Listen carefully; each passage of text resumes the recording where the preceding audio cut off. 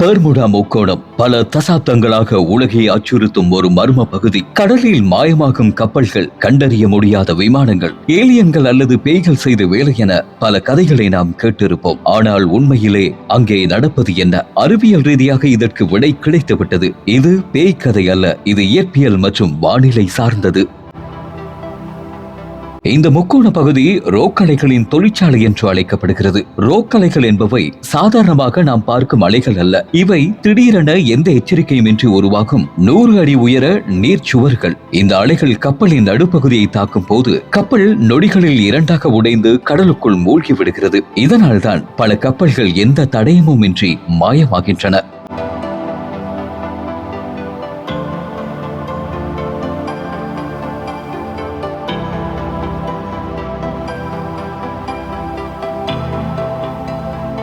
இப்போது கடலுக்கடியில் சென்று பார்த்தால் பெர்முடா தீவின் அடியில் 12.5 மீட்டர் தடிமன் கொண்ட ஒரு பிரம்மாண்டமான பாறை அடுக்கு இருப்பதை ஆராய்ச்சியாளர்கள் கண்டறிந்துள்ளனர். மில்லியன் ஆண்டுகளுக்கு முன்பு நடந்த எரிமலை வெடிப்பு அந்த பகுதியை ஒரு மிதக்கும் பாறை தட்டு போல உயர்த்தியுள்ளது. இதுவே அந்த பிராந்தியத்தின் தனித்துவமான புவியியல் அமைப்புக்கு காரணம்.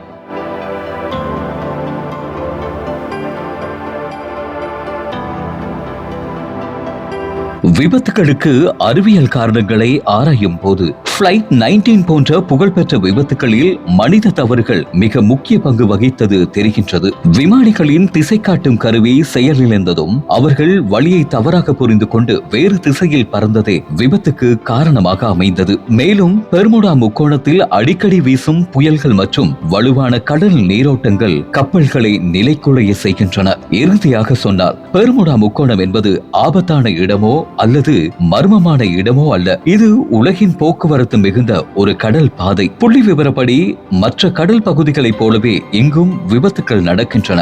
வதந்திகளால் உருவான பயம் மட்டுமே இதை மர்மமான இடமாக மாற்றியுள்ளது. உண்மை என்னவென்றால் இது இயற்கையின் கோர முகமே தவிர வேறொன்றும் இல்லை. இதுபோல உண்மையான அரிய தகவல்களை தெரிந்து கொள்ள ஆயுளை சப்ஸ்கிரைப் செய்யுங்கள், ஃபாலோ செய்யுங்கள்.